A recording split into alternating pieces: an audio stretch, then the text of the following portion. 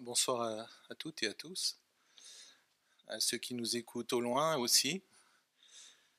Donc le sujet de la conférence de ce soir, c'est la descente du Christ aux enfers. Et je vais traiter la question par rapport au dogme particulièrement. En préambule, je dirais que c'est un dogme qui a été peu étudié en tant que tel. Enfin, je suis piètre théologien, mais j'en ai fait quand même un peu et j'ai jamais lu vraiment une réflexion théologique récente sur la question. Il y en a peut-être qui paraissent actuellement. Donc mon souci ce soir sera peut-être de définir un petit peu, de mettre de l'ordre dans les différentes sources que nous avons sur ce dogme, puisqu'on en a parlé surtout dans les premiers temps du christianisme. On en a parlé aussi un peu après. Donc tout ça va être évoqué assez brièvement.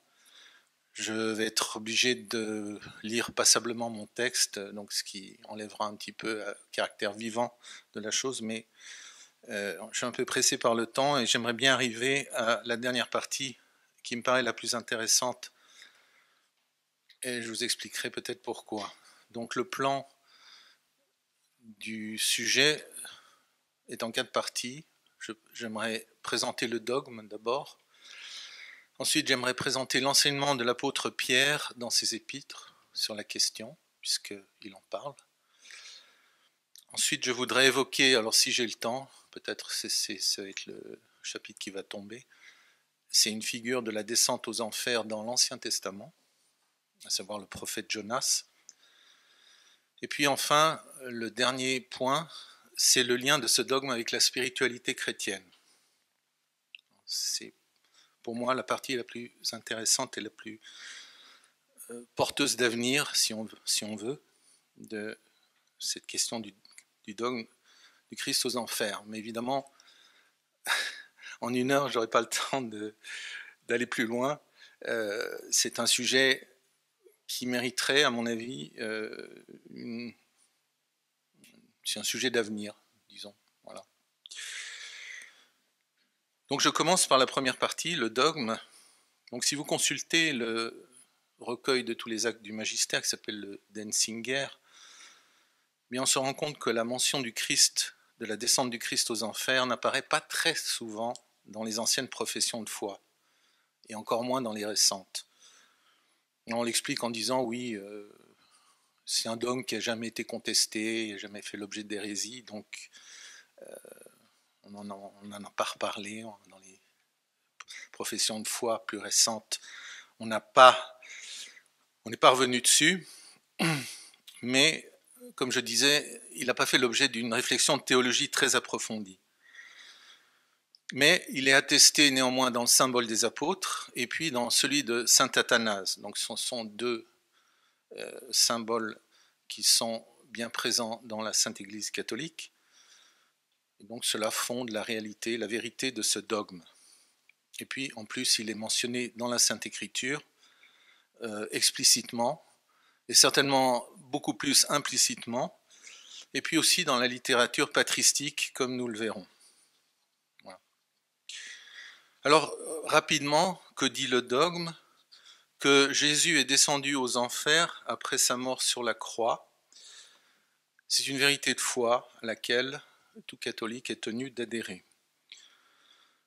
Deuxièmement, que c'est l'âme de Jésus qui est descendue aux enfers, tandis que son corps reposait au tombeau.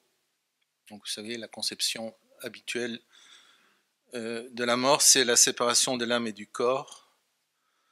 Mais il y a un petit problème avec Jésus, c'est que, étant vrai homme, sa nature humaine est assumée par la deuxième hypostase de la Sainte Trinité, donc la nature divine, n'est séparée ni du corps ni de l'âme lorsque il y a séparation de la mort. Alors pas plus que la divinité n'est séparée de l'âme descendant au séjour des morts. Et comme vous le savez, la résurrection consiste à cette réunion entre l'âme et le corps. Donc ce que le symbole, encore une troisième chose, ce que le symbole désigne par enfer fait référence non pas à un lieu de damnation, c'est pas l'enfer des damnés, mais à un lieu où demeuraient les âmes des défunts. En précisant même qu'il s'agit d'un lieu d'attente, un séjour provisoire au moins pour ceux qui sont destinés à en sortir.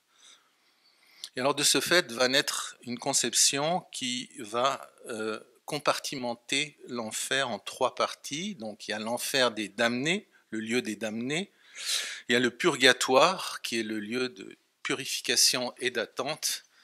Et puis il y a un troisième enfer qu'on appellera les limbes, qui est un lieu d'attente des justes morts avant l'incarnation du Verbe éternel.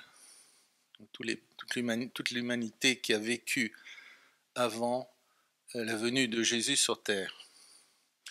Voilà, donc trois compartiments, si l'on veut, hein, pas comment l'appeler, mais notons que ni l'hébreu de l'Ancien Testament, ni le grec de la Septante, ni le latin de la Vulgate font ces distinctions.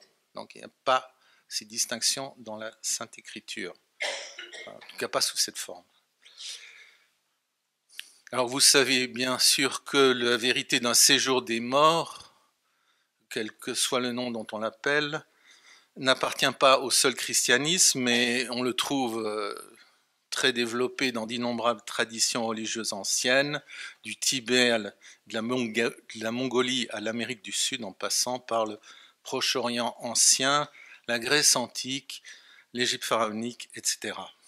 Donc il existe pour toutes ces traditions un monde réservé aux morts, décrit bien souvent avec un luxe de détails impressionnant. Alors c'est l'existence d'une réalité qui au fondement tente de répondre, qui est une réponse donnée aux interrogations sur l'après-mort, et puis certainement avec des expériences qui ont pu être faites à ce niveau. En tout cas, c'est ce que laissent entendre certains mythes anciens. Alors, la tradition chrétienne nous enseigne que les enfers, donc le mot enfer vient du latin inferni, est un lieu d'attente. Alors, qu'est-ce qu'on attend ? Eh bien, nous attendons, bien sûr, pour le chrétien, le Sauveur, le Rédempteur, Jésus, le Messie, qui doit y descendre après sa mort sur la croix. Et donc, à partir de là, on peut déjà formuler une première explication théologique qui donne le sens de cet événement. Pourquoi Jésus descend-il aux enfers ? Et on peut le résumer comme suit. Le salut apporté par Jésus Messie est universel, il est offert à tous les hommes et femmes, il ne vaut pas seulement pour ceux qui sont nés après l'incarnation, donc ils sont instruits de la réalité de la venue sur terre de Dieu, il doit s'appliquer également à ceux qui ont vécu dans le temps qui précède l'événement historique de la crucifixion. Donc il paraît normal que tous puissent avoir connaissance de ce salut et puissent ainsi y accéder. Le contraire paraîtrait peut-être comme une injustice. On pourrait se demander alors pourquoi Jésus ne s'est pas incarné dès le commencement de l'humanité. Alors la descente aux enfers a-t-elle pour but d'opérer pour les morts des temps passés le salut qu'il apporte au monde entier ? Voilà le fond de la question que nous aimerions traiter ce soir dans la première partie. Donc il faut entrer dans le détail de la discussion à ce sujet, car une difficulté surgit dès qu'on aborde ce qu'en disent les grandes références de la théologie. En commençant par, c'est tout Seigneur, tout honneur, saint Thomas d'Aquin, qui traite de la descente de Jésus aux enfers dans la Tertia Pars, à la question 52, dans la troisième partie de sa somme théologique, à la question 52. Et il se pose la question de savoir si le Christ est descendu dans l'enfer des damnés. Alors, enfer des damnés, alors on retrouve cette idée d'un lieu de l'enfer comme lieu compartimenté. On a cité les trois compartiments. Et on trouve chez saint Thomas effectivement cette idée des trois enfers distincts. Trois parties d'un ensemble qui comprend jusqu'à la descente de Jésus aux enfers la totalité des défunts de toutes les nations et de tous les temps, de ceux qui ont précédé.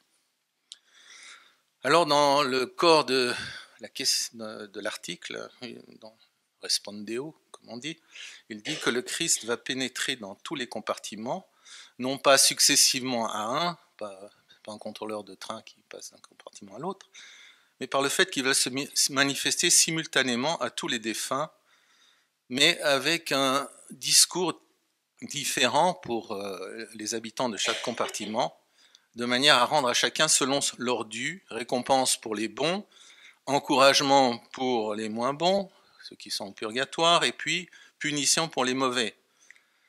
Dans les enfers des damnés, pour les, citations, confondre dans leur incrédulité et leur malice, et dans l'enfer du purgatoire, pour donner à ceux qui s'y trouvent l'espérance de la gloire à venir. Et alors, troisième compartiment, les limbes, au Saint-Père dans les limbes qui étaient retenus à cause du seul péché originel pour les introduire dans la lumière de la gloire éternelle. Et là, nous avons probablement on retrouve pour la première fois l'idée des limbes qui s'applique aussi aux enfants morts sans baptême, parce qu'ils sont innocents, ils n'ont pas eu le temps de commettre des péchés personnels, et donc ils ont droit aussi à un séjour qui est celui des limbes. Mais revenons aux pères, ces pères qui sont prisonniers du péché originel, mais on considère implicitement qu'ils ont expié tous leurs péchés personnels sur terre, puisqu'ils sont qualifiés de saints et de justes.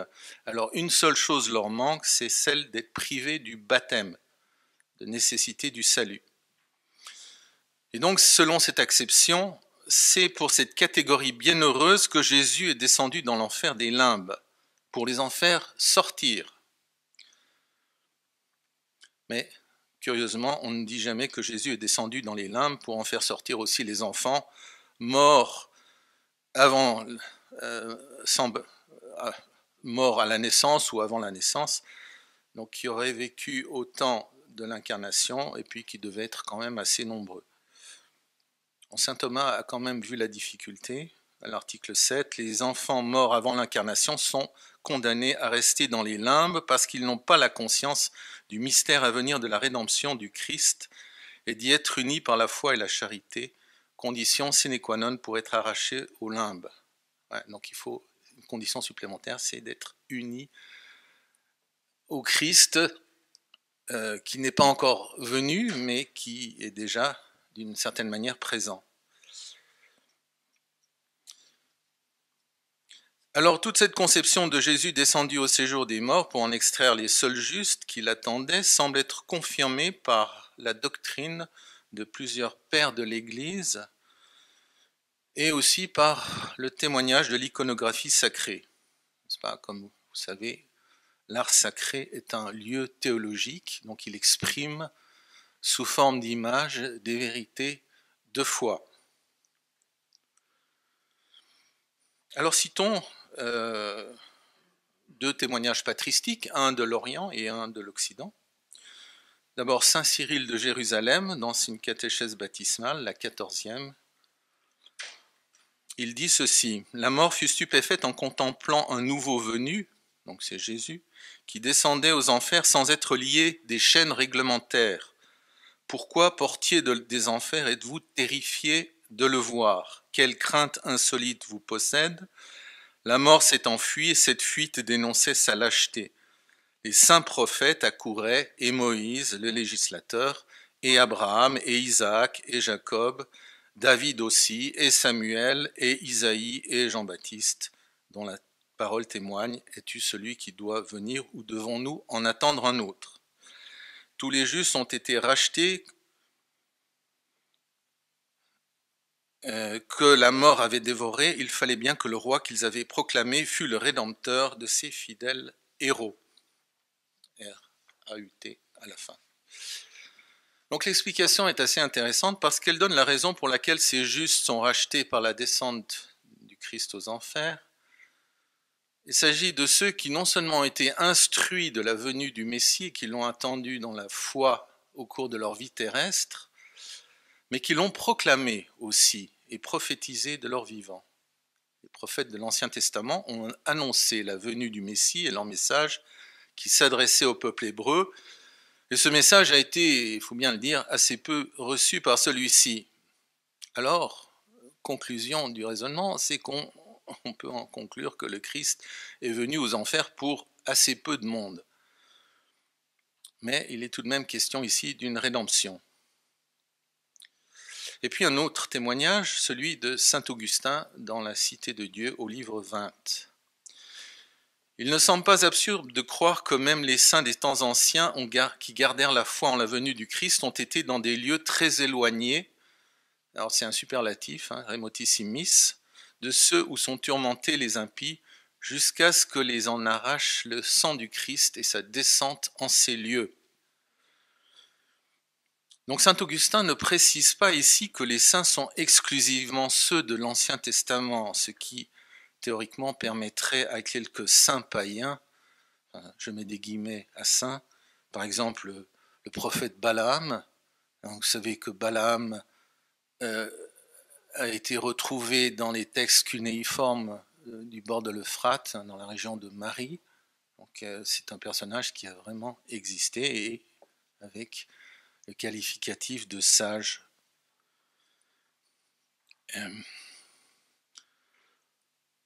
En tous les cas, il prêche, donc saint Augustin prêche la compartimentation des enfers de manière assez radicale.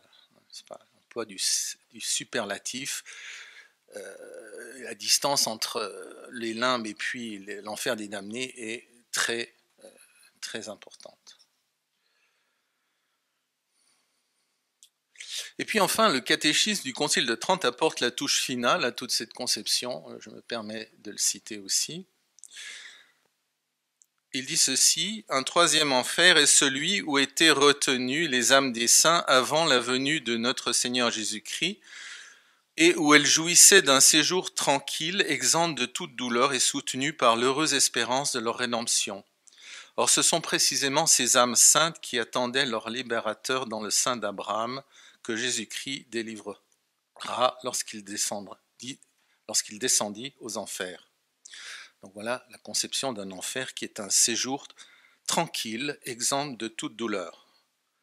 Et c'est dit également au sujet des enfants morts sans baptême, donc ils vivent dans une espèce de béatitude naturelle selon l'expression consacrée. C'est pas, la question des limbes n'est pas de foi, enfin je ne l'ai pas étudié, donc je n'en parlerai pas. Alors, si on veut résumer cette conception, que peut-on dire? Eh bien, on peut dire que les jeux sont déjà faits, que chacun, tous les hommes, toutes les femmes de tous les temps qui précédèrent l'incarnation occupent une place bien assignée et définitive dans l'un des trois compartiments décrits comme bien étanches de l'enfer. Et donc, seuls ceux qui privilégient occupent le troisième compartiment, c'est la première classe, bénéficieront de la descente du Sauveur, qui va consister à les introduire dans la béatitude céleste, une action qualifiée de rédemptrice selon aussi bien saint Cyril que saint Augustin. Alors on comprend qu'une telle explication laisse un arrière-goût un peu d'insatisfaction, voire même qu'elle présente une contradiction, une petite contradiction. Car peut-on parler de rédemption pour des gens qui sont déjà qualifiés de justes et de saints? Vous voyez, en hébreu, la justice, tzedek, et la sainteté, kodesh, sont des termes proches dans la mentalité hébraïque. Et si, selon les pères cités et saint Thomas, ces justes n'avaient besoin d'être libérés que du péché originel, alors on peut se demander si le Christ serait descendu dans le séjour des morts pour leur conférer le baptême ou quelque chose d'équivalent. Donc c'est une question que ne se posent pas tous ces saints docteurs. Et puis encore un mot, l'art sacré en Orient, les icônes, les fresques byzantines en Orient, l'art sacré d'Occident, l'art roman, enfin dans une moindre mesure, représente la descente du Christ aux enfers où l'on voit le Sauveur muni de la croix saisissant Adam, le premier homme, et parfois aussi Ève, la première femme, par la main. Donc ça semble être plutôt l'image d'un sauvetage. Le fruit de la descente de Jésus au Sheol, aux enfers, n'est-ce pas? Sheol, c'est le mot hébreu, séjour des morts, est donné au premier homme. À ses côtés sont représentés précisément les justes de l'Ancien Testament. Il y a toujours David, il y a toujours Saint Jean-Baptiste. Et ils sont représentés avec une auréole, ce qui atteste bien qu'on les considère comme saints. Donc cette icône, c'est l'icône de la résurrection. Mais Adam et Ève, qui n'ont pas d'auréole, eux, appartenaient-ils à la cohorte des justes instruits de la venue d'un Rédempteur? Instruits de la venue d'un Rédempteur, peut-être par la naissance de leur fils Seth, mais en tant qu'auteur du péché originel, avec ses conséquences pour toute l'humanité, n'avaient-ils pas sérieusement besoin d'une rédemption, eux qui avaient perdu par leur faute la justice originelle? Il semblerait donc que la descente du Christ aux enfers ne s'apparente pas à une simple reconnaissance de ceux qui méritent d'emblée le ciel, mais qu'elle s'inscrit pleinement dans l'œuvre de rédemption inaugurée par le sacrifice du calvaire, parce que sinon, pourquoi représenter le Christ porteur de la croix? Presque toutes les représentations, il prend Adam par la main gauche et il tient la croix par la main droite. Et on observe aussi sur cette icône que les portes de l'enfer sont brisées en 1000 morceaux et on y voit parfois le diable enchaîné. En outre, cette conception porte en elle une contradiction avec le principe que nous avons énoncé plus haut, qui veut que l'œuvre de la rédemption puisse être connue et éventuellement s'appliquer à tous les hommes ayant vécu avant l'incarnation du Verbe divin. Il se paraîtrait plus normal que tous, même les morts, ont droit d'être instruits du salut apporté par Jésus le Messie. Et être instruit du salut ne signifie pas nécessairement que tous vont être sauvés. À l'image des hommes d'aujourd'hui. Aujourd'hui, on a la possibilité d'avoir accès à la connaissance de la rédemption, mais beaucoup de gens, et pour ne pas dire la grande majorité, n'acceptent pas, même un tant soit peu, d'en être instruits. En ce cas, si la rédemption opérée dans les enfers consiste en une victoire sur la mort et sur Satan, dont le pouvoir a été brisé par Jésus sur la croix, comme l'enseigne la théologie, c'est que ceux qui y sont détenus sont au pouvoir du diable, saints ou pas. Donc il y faut une rédemption, là même où ils se trouvent. La descente de Jésus le Messie dans les régions inférieures de la terre se situe dans le prolongement direct de la croix pour en montrer les premiers effets salvateurs. La question du dogme de la descente aux enfers est rarement envisagée par rapport à celle du pouvoir du démon dans les enfers, ce que montre pourtant l'iconographie sacrée qui représente, comme je disais, le diable enchaîné et les portes des enfers brisées. La théologie enseigne que le pouvoir du diable a été brisé par la mort du Christ sur la croix. Il est donc évident que le fruit du sacrifice du calvaire se prolonge nécessairement aux enfers. C'en est même la première manifestation. La descente aux enfers de Jésus marque une victoire décisive sur le démon. Abordons la deuxième partie, l'enseignement de l'apôtre Pierre dans ses épîtres. Alors, je vous ai mis 2 citations de l'évangile de Saint Jean qui va introduire cette deuxième partie. Je vais commencer par citer le verset 25, la deuxième citation sur le tableau. En vérité, je vous le dis, l'heure vient, et c'est maintenant, où les morts entendront la voix du Fils de Dieu, et ceux qui l'auront entendu vivront. Alors, question, qui sont les morts auxquels Jésus fait allusion? Alors, si on lit un peu les commentateurs, on peut penser qu'il s'agit de ceux qui sont morts spirituellement. Donc, selon cette perspective, les foules auxquelles Jésus prêche, peut-être même les disciples du Christ que Jésus vient vivifier par la puissance de sa parole. Ce qui laisserait supposer que la plupart des gens à qui Jésus s'adresse sont qualifiés par lui de morts spirituels. Alors, est-ce que c'est juste de dire ça pour des gens qui appartiennent quand même au peuple élu, instruits de la révélation faite à Moïse? Et d'autre part, cette interprétation se heurte à deux difficultés liées au verset qui précède. Donc le verset 24 qui est cité au tableau. En vérité, je vous le dis, celui qui écoute ma parole et croit à celui qui m'a envoyé a la vie éternelle et ne vient pas au jugement, mais il est passé de la mort à la vie. Donc on peut raisonnablement penser que ce verset, lui, se réfère aux auditeurs de ce monde-ci auxquels s'adresse la prédication de Jésus, du fait qu'il se désigne ici comme étant l'envoyé de Dieu, l'envoyé dans ce monde-ci. Certains d'entre eux, en l'entendant, croient en lui parce qu'ils discernent que sa parole vient de Dieu. Ils échappent donc non pas à un jugement futur, mais à celui dont la parole est porteuse hic et nunc, en ce qu'elle opère une séparation entre ceux qui croient que cette parole vient de Dieu et ceux qui refusent de l'admettre. L'Évangile en témoigne suffisamment.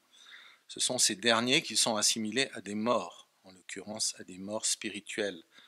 Il y a donc bien un jugement sur terre qu'opère la parole de Jésus.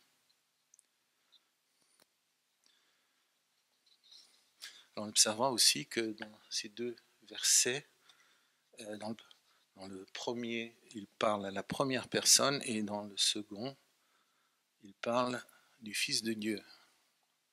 Il ne parle pas à la première personne.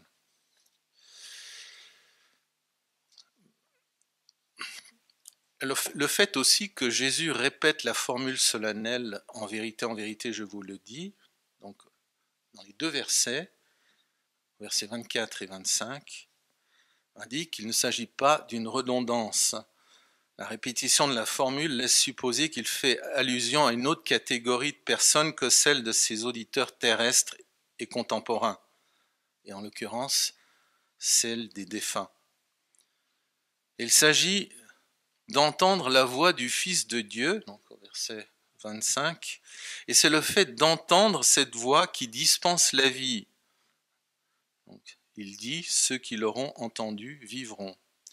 Il convient donc de comprendre que cette voix entendue est divine, c'est celle du Fils de Dieu. Jésus se désigne ici comme Fils de Dieu et non pas comme Fils de l'homme. Les morts doivent donc entendre cette voix comme étant celle venant de Dieu et qui seul a le pouvoir de faire revivre un mort, un trépassé. La parole de Dieu opère ce qu'elle signifie, ce qui est confirmé par le verset qui suit, le verset 25, où il s'agit clairement des défunts. Il n'y a pas de répétition de la formule. Donc les versets 26 et 27, qui se suivent dans le prolongement immédiat de ce que j'ai marqué au tableau, dit ceci, car de même que le Père a la vie en lui-même, de même il a donné au Fils d'avoir la vie en lui-même, et il lui a donné le pouvoir d'exercer le jugement parce qu'il est le Fils de l'homme. N'en soyez pas surpris. L'heure vient où tous ceux qui sont dans les tombeaux entendront la voix du Fils de Dieu. Le Fils de l'homme et le Fils de Dieu. Et s'avanceront ceux qui auront fait le bien pour une résurrection de vie, mais ceux qui auront commis le mal pour une résurrection de jugement. Donc il semblerait que les défunts ayant précédé Jésus dans le temps, enfin si cette interprétation est juste, elle n'est certainement pas exhaustive,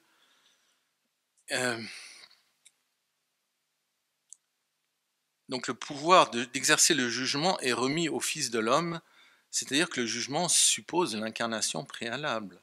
Donc il paraît plus équitable d'être jugé par son semblable, donc même si ce semblable est Dieu également, vrai homme, présentant le modèle achevé et parfait de la nature humaine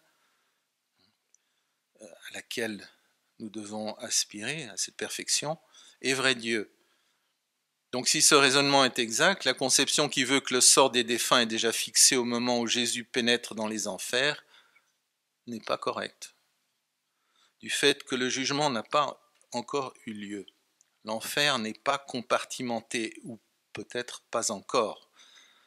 Il s'agit bien du Sheol hébreu et de l'Hadès grec, des enfers romains et des mondes souterrains connus de tous les peuples, lieu assigné à l'humanité tout entière après le décès de tout un chacun, indépendamment du bien ou du mal que chacun aura fait au cours de son séjour terrestre. David a dit à son fils Salomon avant de mourir, « Moi je vais par le chemin que chacun aura fait au cours de son séjour terrestre, c'est-à-dire le chemin emprunté après la vie par tous les défunts de tous les temps, de quelque peuple qu'ils appartiennent. » Donc, le verset 27 semble faire allusion à un autre événement, celui du jugement dernier, où cette fois tous entendront la voix du Fils de Dieu opérant la résurrection des corps. Et c'est à ce moment-là que s'opérera le tri entre les bons et les mauvais. Donc revenons au verset 25. Il faut s'interroger maintenant sur ce que dit la voix du Fils de Dieu. Ils ont entendu la voix, il faut entendre la voix du Fils de Dieu, mais que dit-il, ce Fils de Dieu? Elle est nécessaire, il faut l'entendre pour que le défunt puisse accéder à la vie, mais il ne s'agit pas simplement d'entendre un bruit lointain et indistinct, il s'agit d'entendre ce que dit cette voix. Et pour cela, on peut se tourner vers la première épître de Saint Pierre, donc c'est le chapitre 3, les versets 18 et 20.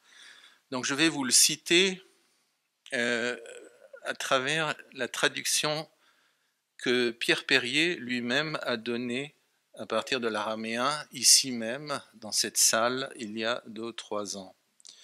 Donc je vous lis cette traduction. Et lui a prêché à l'ensemble des âmes en dialogue, elles qui sont retenues dans le Sheol, étant là depuis le commencement, elles qui n'avaient pas obéi au jour de Noé, quand l'Esprit de Dieu tissait le temps patiemment, recommandant que soit une arche étanche pour eux dans l'espoir de leur conversion. Et 8 âmes en dialogue seulement entrèrent en elle et furent vivantes dans les eaux. Donc les 8 âmes en dialogue, c'est Noé et sa famille. Donc texte décisif pour notre sujet. Nous apprenons que Jésus fait entendre sa voix par une prédication au Sheol. Donc Jésus a prêché au Sheol. Et il s'adresse à qui? À l'humanité qui a péri lors du déluge. Et que prêche-t-il? Pas difficile de deviner. Et bien évidemment le salut qu'il a acquis pour l'humanité tout entière par son sacrifice sur la croix et qu'il vient offrir à tous.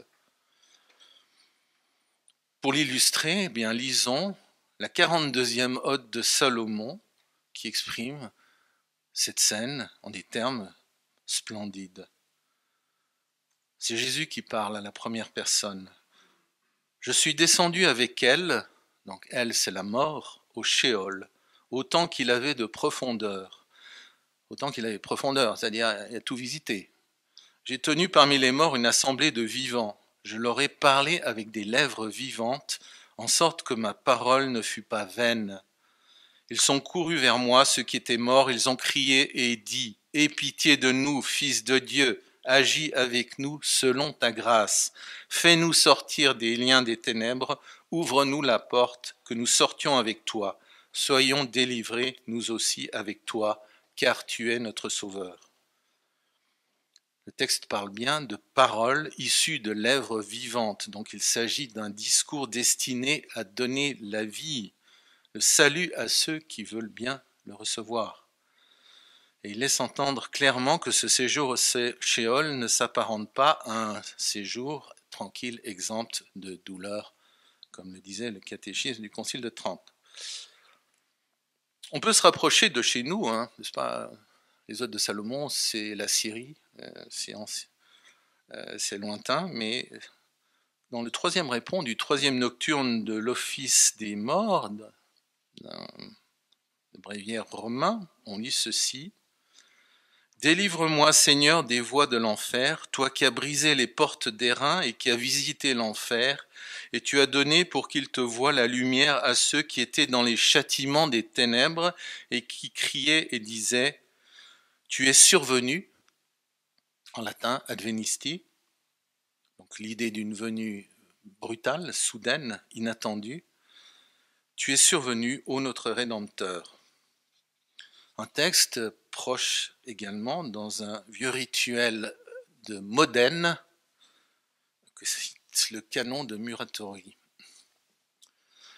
Tandis que le roi de gloire entrait pour soumettre les portes des enfers, le cœur captif des saints, qui étaient retenus dans la mort, criait d'une voix larmoyante, « Tu es survenu, ô désirable, que nous avons attendu dans les ténèbres, pour que tu nous conduises hors des prisons. Nos vœux t'appelaient, nos soupirs profonds te sollicitaient. »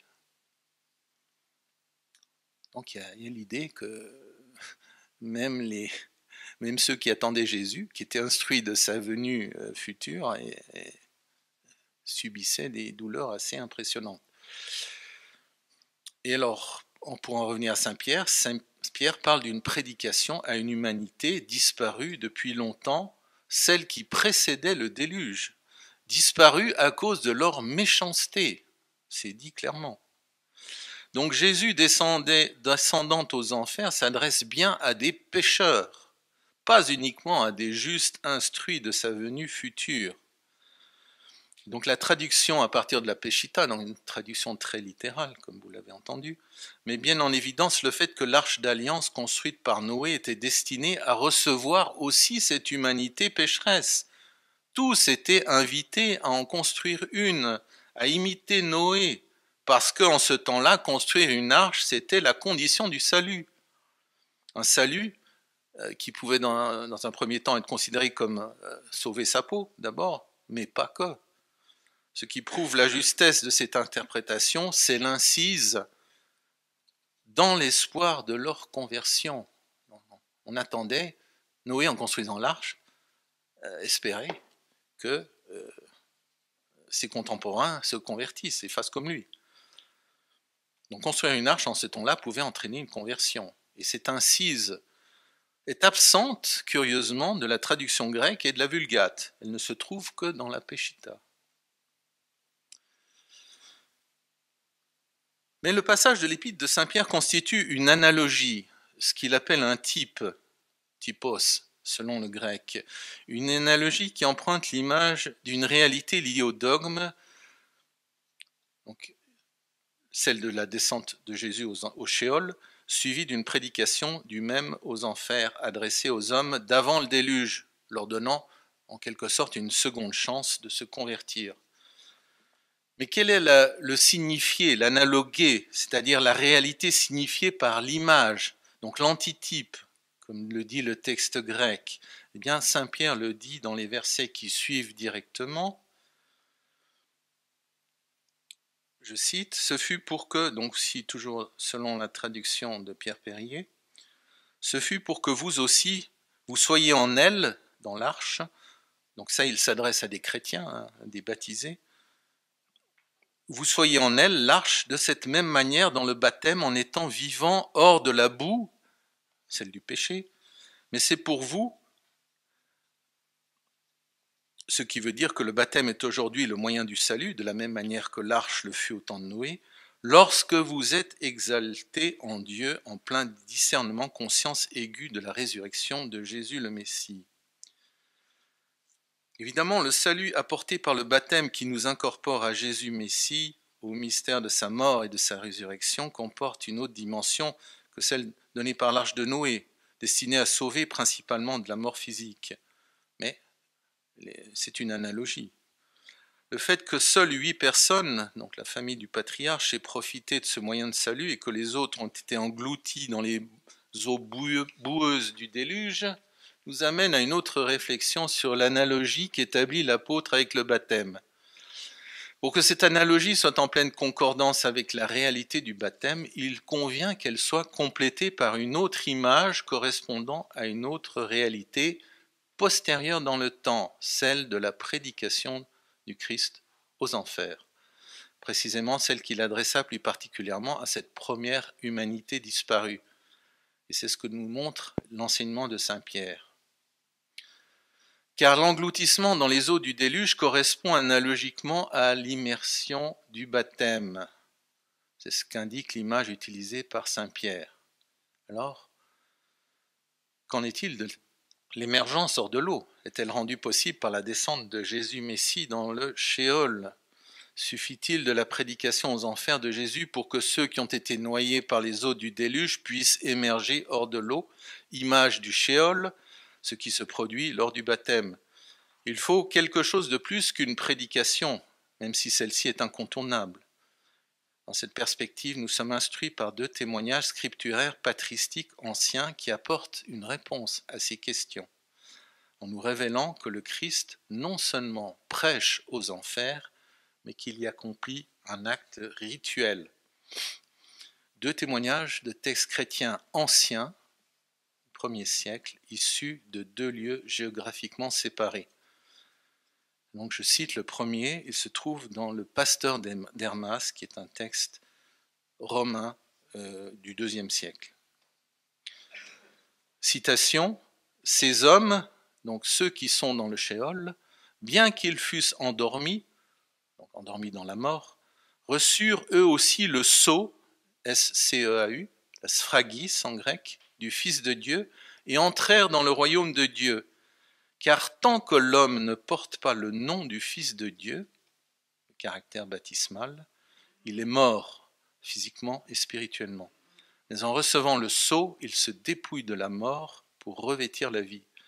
Et le sceau, c'est l'eau du baptême. Les hommes descendent donc dans l'eau mort, à l'image des hommes engloutis par le déluge, et ils en sortent vivants. Donc, sur la base de ces témoignages scripturaires, on peut donc en conclure que sans le sceau baptismal, on est mort spirituellement. Le baptême est bien de nécessité de salut, également pour ceux qui ont vécu avant la venue de Jésus Messie. Donc l'auteur de ce texte associe clairement la descente de Jésus au Shéol à une œuvre de rédemption identifiée au baptême. Le sceau désigne ici l'eau baptismale elle-même, c'est clairement dit dans le texte, ce qui veut dire que ce sceau produit l'effet du baptême. Il indique la marque invisible et indélébile donnée à l'âme du baptisé, le caractère, comme le dit la théologie catholique, rétablissant la filiation divine en lui, en étant assimilé au Fils de Dieu dont il reçoit le nom. Et cela se passe bien dans les profondeurs du Shéol, le lieu des morts. Ce qui est donné invisiblement dans le baptême sur terre, l'effet invisible du sacrement est donné explicitement par le geste salvateur de Jésus dans l'autre monde. Deuxième témoignage exprime exactement la même doctrine. Il constitue la suite du passage de l'Ode de Salomon que nous avons lu précédemment. Donc je relis ce que j'ai déjà lu et je rajoute le passage que je n'avais pas cité, qui est à la suite. Je suis descendu avec elle, la mort au Shéol, donc Jésus qui parle, autant qu'elle avait de profondeur. J'ai tenu parmi les morts une assemblée de vivants. Je leur ai parlé avec des lèvres vivantes, en sorte que ma parole ne fut pas vaine. Ils ont couru vers moi, ceux qui étaient morts, ils ont crié et dit, aie pitié de nous, Fils de Dieu. Agis avec nous selon ta grâce, fais-nous sortir des liens des ténèbres, ouvre-nous la porte que nous sortions avec toi. Nous voyons que notre mort ne s'est pas approchée de toi. Soyons délivrés nous aussi avec toi, car tu es notre Sauveur. Alors voilà le passage que je n'avais pas lu avant. Pour moi, j'entendis leur voix et je traçai mon nom sur leur tête. Aussi sont-ils libres et m'appartiennent. Donc on peut raisonnablement penser que la prédication de Jésus aux enfers ne s'est pas limitée aux deux seules catégories de défunts, c'est-à-dire les justes de l'Ancien Testament et l'humanité avant le déluge, mais que toute l'humanité antérieure est venue à la venue du Christ sur terre a pu bénéficier de cette prédication. Tous ont besoin d'être incorporés à Jésus Messie, c'est-à-dire à recevoir son nom pour être sauvés, les justes comme les pécheurs. Et c'est ce que dit Saint Pierre dans son épître, alors au chapitre 4, verset 6. C'est pour cela en effet que les morts aussi ont reçu la bonne nouvelle, jugés selon la chair, selon les hommes dans la chair, et vivants selon Dieu dans l'esprit. Donc la mention des morts n'implique aucune distinction de personne. L'apôtre n'établit pas dans ce passage différentes catégories de défunts se trouvant dans les différents compartiments des enfers. On peut clore ce chapitre par un texte que les pères apostoliques ont attribué au prophète Jérémie, mais qui, selon eux, en particulier Saint Justin, ils ont dit qu'il a été supprimé par les Juifs en raison d'une application trop évidente pouvant être faite au Christ. Donc c'est un texte qui est cité plusieurs fois par saint Irénée et qu'il attribue bel et bien au prophète, ce qui montre que ce passage attribué à Jérémie circulait dans le christianisme des temps apostoliques. Donc citation, « Le Seigneur, le Saint d'Israël, s'est souvenu de ces morts endormis dans la terre du tombeau, et il est descendu vers eux pour leur annoncer la bonne nouvelle de son salut, pour les sauver. » Et saint Irénée cite ce texte de Jérémie dans la démonstration de la prédication apostolique, et il le commente en disant, « Ici, il montre les raisons de sa mort, car sa descente aux enfers était le salut des défunts. » Ce texte confirme une fois de plus qu'il y a bel et bien une œuvre de rédemption, de salut qui est opérée dans les enfers. Et ce salut s'adresse à ceux qui en ont besoin, en l'occurrence les pécheurs, c'est-à-dire toute l'humanité. Donc c'est ce qui contredit la conception développée plus haut et qu'on retrouve surtout dans la théologie occidentale. Donc il faut reconsidérer la notion de juste qui qualifie ceux qui sont retenus dans le Sheol. La condition de mort, si on lit les textes de l'Ancien Testament, se caractérise en fait par une rupture complète de communication avec Dieu. Pourquoi ? Parce que la mort, c'est une impureté majeure dans l'Ancien Testament. Donc l'impureté qui éloigne de Dieu. Le psaume 88 dit « Eux dont tu ne te souviens plus et qui sont retranchés de ta main. Connaît-on dans les ténèbres tes merveilles et ta justice au pays de l'oubli ?» L'oubli de Dieu. Car le Sheol ne te loue pas, la mort ne te célèbre pas. Ceux qui choient dans le trou n'espèrent plus en ta fidélité. Mais voilà, la descente aux enfers du Sauveur vient contredire cette fatalité. Dieu, en la personne de Jésus, n'a pas oublié les défunts. Il descend au Sheol pour vaincre le dernier ennemi, comme le dit saint Paul, c'est-à-dire la mort. J'ai encore un peu de temps. Alors, je vais peut-être résumer la troisième partie. Donc, c'est la figure de descente aux enfers. Dans l'Ancien Testament, c'est le prophète Jonas. Donc, c'est une bande-annonce pour mon prochain livre, qui s'intitulera Énigmes et commentaires du livre de Jonas. Et donc, cela fait allusion d'abord au séjour de Jonas dans le ventre du grand poisson. C'est un rapprochement que fait saint Cyril de Jérusalem, encore lui. Jonas était dans le ventre du grand poisson, il prie en ces termes, « J'ai crié dans ma tribulation, depuis le ventre de l'enfer. » Il était à l'intérieur du grand poisson, et néanmoins depuis l'intérieur du grand poisson où il se trouve, il dit qu'il est dans l'enfer, dans le Sheol en hébreu. Il était la figure du Christ qui devait descendre aux enfers.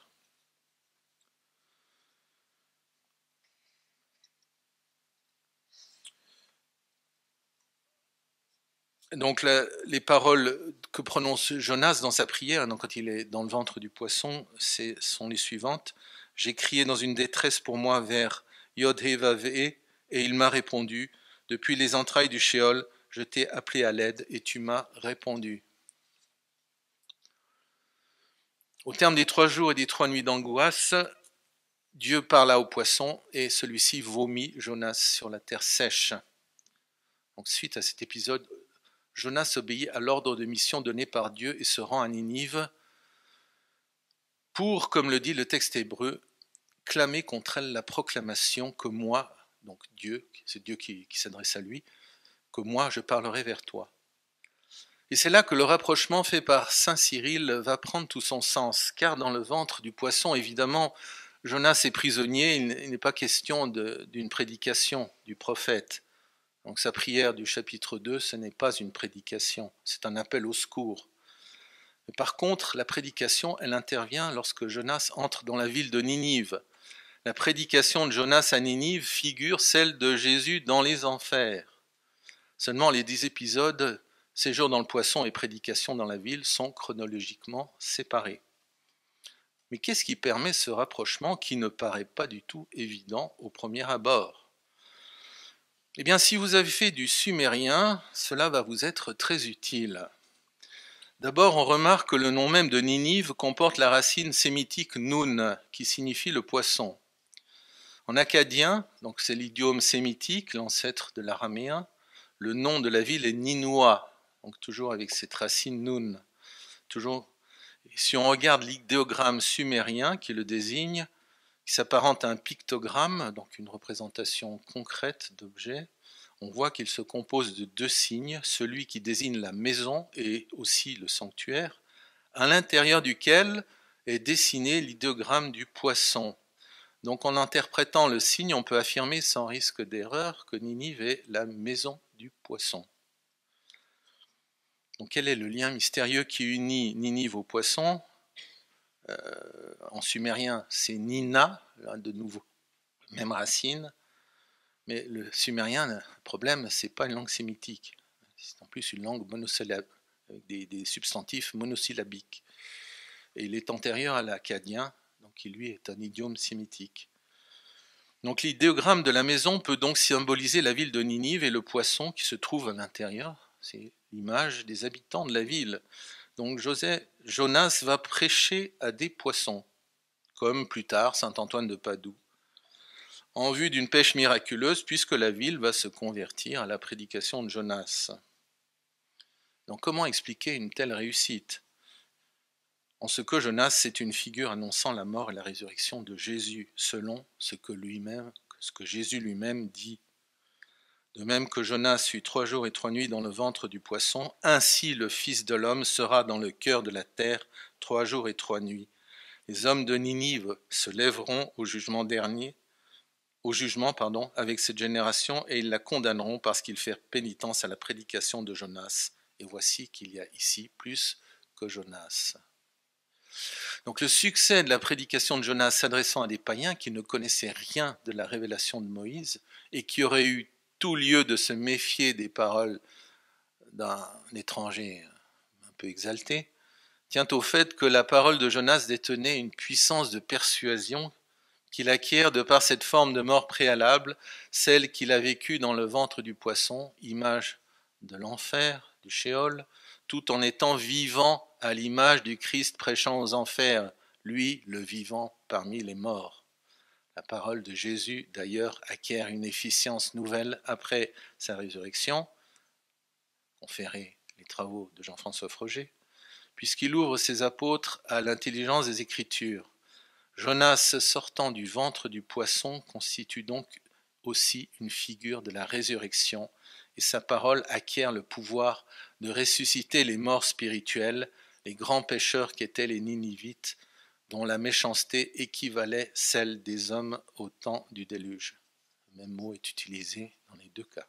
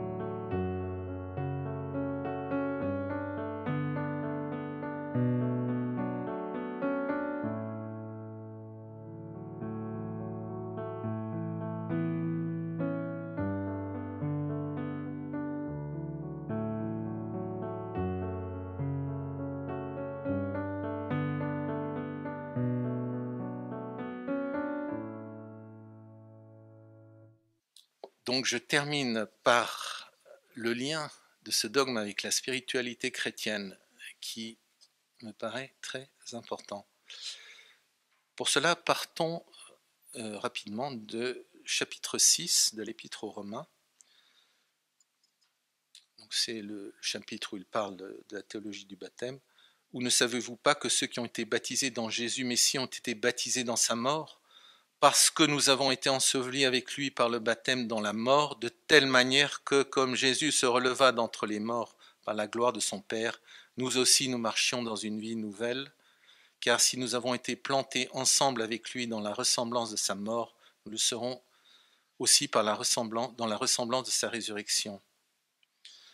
Donc cette configuration du baptême à Jésus Messie dans le mystère central de sa mort et de son relèvement doit logiquement inclure la descente aux enfers, qui se situe entre la mort sur la croix et la résurrection. Et l'immersion constitue bien l'image d'une descente dans l'eau, signifiant une descente dans la mort, et l'émergence, c'est l'image de la résurrection, comme nous l'avons dit. Donc en fait, le baptême, pour être bien compris, il devrait vraiment être donné par immersion. Et puis il faudrait rester au fond de l'eau pendant un certain temps, d'au moins 3 minutes, pour signifier le séjour aux enfers. Donc de plus, le fait que l'immersion soit triple évoque évidemment les 3 hypostases divines, au nom desquelles on est baptisé, mais aussi les 3 jours et les 3 nuits dans le tombeau, dans les enfers. Mais il faut s'interroger de manière plus précise sur l'immersion baptismale figurée par la descente de Jésus, Messie lui-même au Shéol. Que se passe-t-il une fois qu'il a atteint le fond de l'eau, ce qui, en vertu de l'analogie avec la descente au Shéol, correspond au séjour des 3 jours et des 3 nuits dans les enfers. Il faudrait rester au fond de l'eau pendant un moment. Ce qu'on ne réalise pas dans le rite, baptismal lorsque le baptême est encore donné par immersion, ce qui est le cas dans l'orthodoxie, où le baptisé est plongé intégralement et remonte tout aussitôt pour qu'il ne boive pas la tasse. Mais l'immersion inclut la durée du séjour au Shéol et c'est bien au fond de l'eau que celui-ci correspond. C'est ce que nous dit en tout cas saint Jean Chrysostome. L'action de descendre dans l'eau et de monter ensuite symbolise la descente aux enfers et la sortie de cette demeure. Ouais, c'est assez clair. Alors quelque chose d'autre se produit lorsque Jésus Messie pénètre dans les enfers, précisément ce que montre l'iconographie orientale, un combat contre le démon, représenté enchaîné, après que les verrous d'airain des portes infernales aient été brisés. Ce que nous dit saint Cyril de Jérusalem à propos du baptême de Jésus au Jourdain, toujours dans les catéchèses baptismales. Donc voilà ce qu'il dit, ici Job, le dragon d'après Job, donc c'est à propos de Béhémoth, je crois, enfin c'est pas très précis, se trouvait dans les eaux et sa gueule engloutissait le Jourdain, puisque donc il fallait briser les têtes du dragon, donc ça c'est une référence au psaume 73. Jésus descendit dans les eaux et enchaîna le fort afin que nous recevions la puissance de marcher sur les serpents et les scorpions. La bête n'était pas petite, mais redoutable. Aucun bateau de pêcheurs ne put résister au cuir unique de sa queue. Devant lui courait la destruction. Citation de Job, chapitre 40, qui infectait ceux qui se trouvaient sur son passage. La vie courut au-devant pour que désormais la mort fût réfrénée, pour que nous tous les sauvés nous disions « Où est, ô mort, ton aiguillon? Où est, ô enfer, ta victoire ?» Nous savons, ne serait-ce que par notre propre expérience, que le baptême ne nous établit pas tout de suite dans la perfection. En soi, le baptême, il est porteur de la perfection chrétienne, à l'image de celui à qui nous sommes incorporés. Mais dans la réalité de notre nature déchue, le travail de notre ajustement à cette perfection dont nous sommes désormais porteurs va s'avérer difficile et long, à cause des obstacles que nous rencontrons de la part des esprits mauvais, des hommes mauvais, mais aussi des obstacles que nous posons nous-mêmes sans cesse et qui nous écartent de ce but. Donc analogiquement, nous sommes conviés, de par notre statut de baptisé, à nous conformer à notre Seigneur à travers le mystère de sa mort et de sa résurrection, qui inclut donc le fait de descendre aux enfers dans cette existence-ci aussi, pour atteindre dans ce monde-ci une perfection confirmée. Et si l'on veut prendre les moyens les plus radicaux pour atteindre à cette perfection, c'est-à-dire atteindre la stature de l'homme achevé, tel que l'humanité de Jésus nous l'a montré, le moyen sûr consiste, je vous donne le truc, à embrasser la vie monastique. Un moyen que choisirent beaucoup de gens au temps où le christianisme possédait une véritable vitalité, c'est-à-dire entrer dans une démarche assimilée à l'entrée dans l'enfer de la pénitence, expression forte de Saint Jean Clémaque dans l'échelle sainte. Une descente dans cet enfer qui passe par une confrontation avec le prince des enfers. Et c'est le combat spirituel en vue de remporter une victoire définitive sur le diable. Ce que nous montre l'iconographie sacrée représentant le Satan enchaîné et foulé aux pieds par Jésus victorieux de la mort. Le combat spirituel se situe dans la ligne directe du baptême et il sollicite tous les chrétiens, même si vous n'êtes pas moine.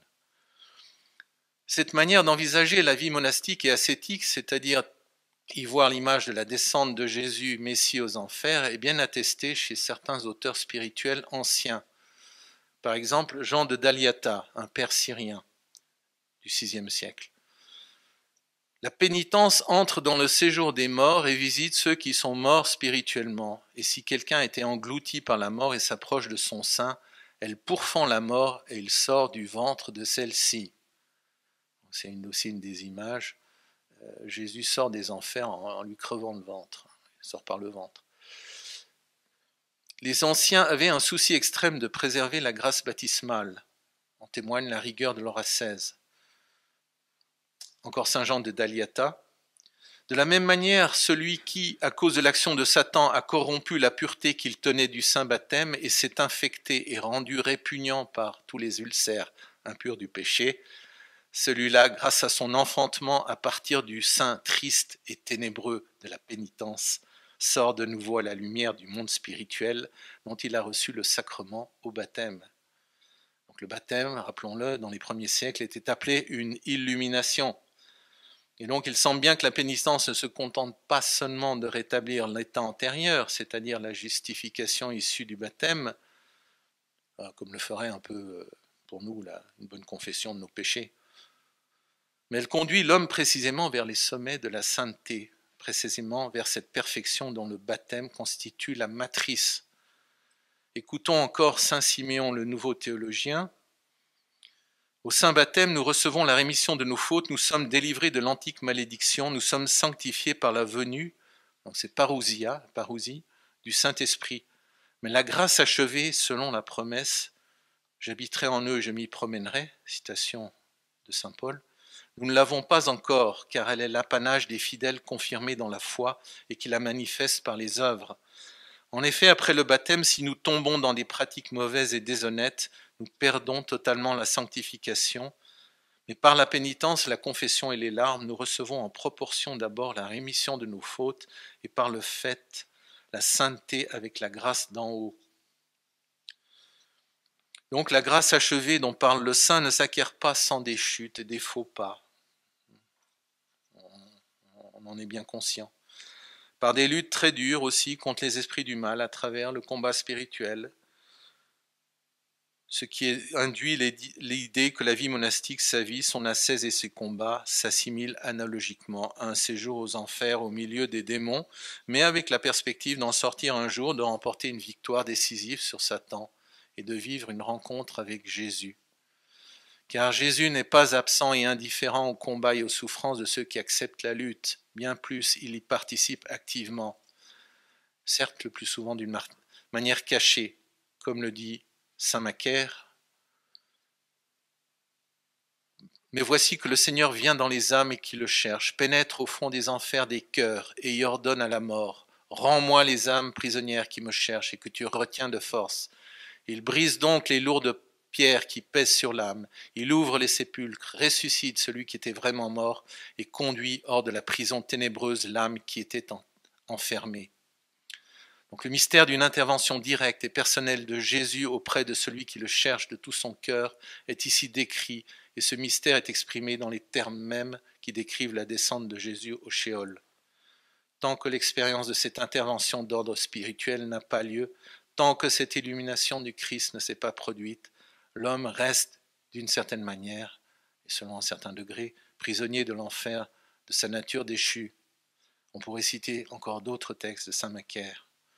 On peut citer aussi saint Jean de la Croix, qui décrit soigneusement la dernière étape avant l'illumination décisive. Cette étape, c'est celle de la purification passive de l'esprit. Bon, pour ceux qui connaissent un peu la doctrine de saint Jean de la Croix, étape qui est également attestée dans la vie de saint Antoine, écrite par saint Athanase. Donc voilà ce que dit saint Jean de la Croix. Le troisième genre de tourment que l'âme endure vient de la jonction de deux extrêmes, l'élément divin et l'élément humain. L'élément divin, c'est la contemplation purificatrice, et l'élément humain, c'est l'âme sur laquelle elle s'exerce. L'élément divin l'investit pour la disposer et la renouveler, en vue de la rendre divine, il la dépouille de ses affections habituelles, de ses propriétés du vieil homme, qui sont unies, collées à elle, et qui lui ont communiqué leur forme. Ça nous colle, comme un vêtement qui aurait fondu sur nous. Il la met en pièces, il la détruit de telle façon au sein des ténèbres, il détruit de telle façon au sein des ténèbres la substance de son esprit, qu'elle se sent fondre et liquéfier, qu'elle endure une vraie mort spirituelle. On dirait qu'engloutie dans le ventre ténébreux de quelque monstre, elle se sent réduite à rien et comme digérée dans ses entrailles, tourment qui rappelle les angoisses de Jonas, dans le ventre du monstre marin. Elle se voit obligée de rester dans ce sépulcre de mort, dans cet abîme ténébreux, jusqu'à l'heure de la résurrection spirituelle. Et il conclut: quand cette contemplation purificatrice fait sentir ses étreintes, c'est véritablement aux douleurs de la mort et aux tortures de l'enfer que l'âme se voit en proie. Donc il ne s'agit pas tout à fait d'un séjour tranquille, exemple de toute douleur dont parle le catéchisme, mais nous n'en avons pas tout à fait fini, encore 5 minutes, même pas. Car l'état de perfection, une fois atteint dans le cours de cette existence terrestre, la réalité de l'enfer ne disparaît pas. Au contraire, elle prend une signification nouvelle. Alors citons une réflexion remarquable de saint Nicolas Velimirovitch, un évêque orthodoxe serbe qui a vécu au siècle passé et qui est mort aux États-Unis après avoir passé des séjours dans des camps de concentration. Il dit: les saints ont parcouru le chemin le plus long que l'être humain puisse franchir, celui qui va de l'enfer au paradis. Donc ces paroles n'expriment pas un cheminement spirituel qui suivrait un ordre chronologique, mais la concomitance de deux réalités présentes dans l'âme du saint, celle du royaume et celle de l'enfer, qu'il atteint simultanément au terme de la purification, celle-là même que décrit saint Jean de la Croix.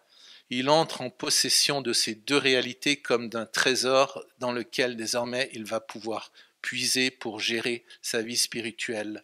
Et comme le dit l'archimandrite Sophronie, qui a aussi vécu au siècle passé, n'est-ce pas, c'était un saint moine d'origine russe, qui a écrit ce très beau livre, donc je ne saurais trop vous recommander, c'est Saint Silouane de Latos, écrit par l'archimandrite Sophronie. Donc ce que dit Sophronie: à Silouane de Latos, comme à certains pères du désert, les plus éminents, tels Antoine, Sisoès, Macaire et Pémène, il fut de donner de vivre dès ici-bas les tourments de l'enfer. Il s'agissait d'un état dont l'intensité avait fini par laisser dans leur cœur une empreinte si profonde qu'ils pouvaient le renouveler par un mouvement intérieur approprié dès qu'ils le voulaient. Ils avaient recours à cet acte ascétique dès que la passion la plus subtile et la mieux enracinée de toutes, l'orgueil, surgissait dans leur âme. Donc le saint est en possession de l'antidote infaillible contre le mal le plus difficile à extirper de notre nature déchue, l'orgueil, l'héritage principal du péché originel. Donc le père Sophronie, dans ce très beau livre sur saint Silouane de Latos, commente ici une parole révélée au saint moine par notre Seigneur Jésus lui-même, lorsque Silouane était justement en proie aux purifications de l'esprit décrites par saint Jean de la Croix. Tiens ton esprit en enfer et ne désespère pas.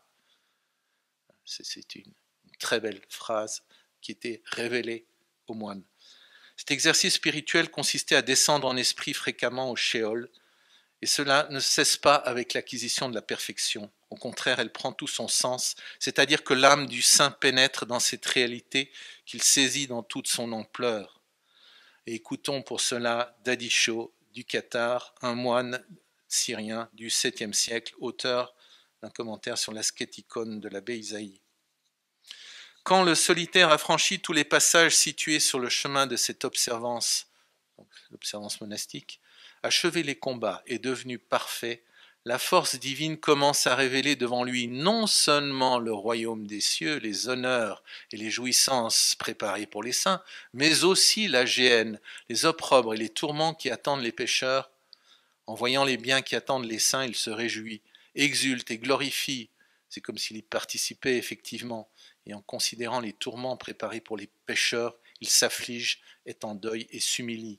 Or ce saint était constamment dans le deuil et la componction.